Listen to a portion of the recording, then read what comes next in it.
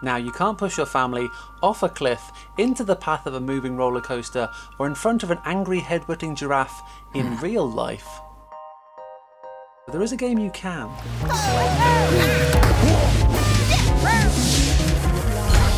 Welcome to Push Your Family, the early access party game from Netherlands-based small indie developer Meteor Mug. Embracing the popular chaos of ragdoll physics at its core, the weighted movement style and hilarious animations make for fun and entertaining sessions of multiplayer combat.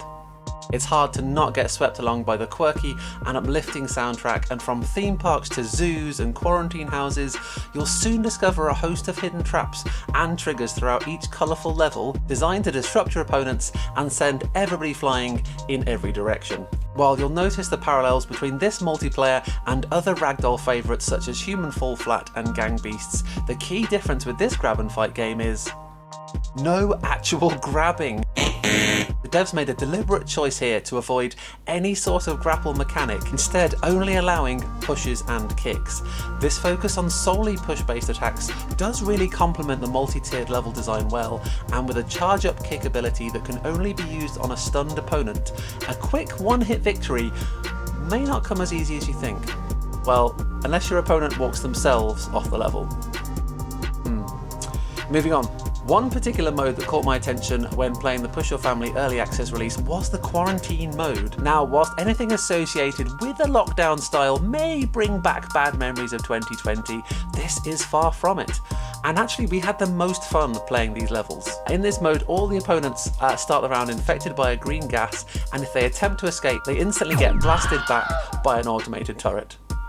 Ouch. That's one way to enforce social distancing.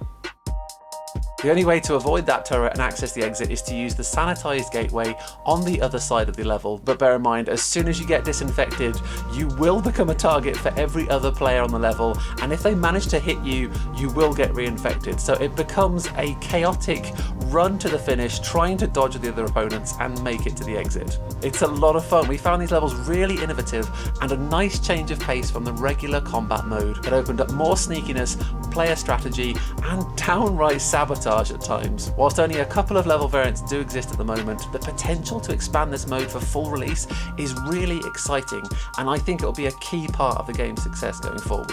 Whilst currently limited to only 4 players, the devs have considered upping this to potentially 8 in the final release, which would of course allow for more family members and friends to be part of the action. All in all, this is a very solid early access release, and with the promise of customization cosmetics, more levels to mix up rotation, and continued expansion of the standout quarantine mode, this little gem could be getting a lot more attention from the multiplayer party game community very soon. You could add this to any multiplayer roster, and you're guaranteeing yourself at least a few hours of chaotic fun. Right, that's all from me. I do thoroughly recommend checking this game out. Take care of yourselves, and I'll see you on the next video.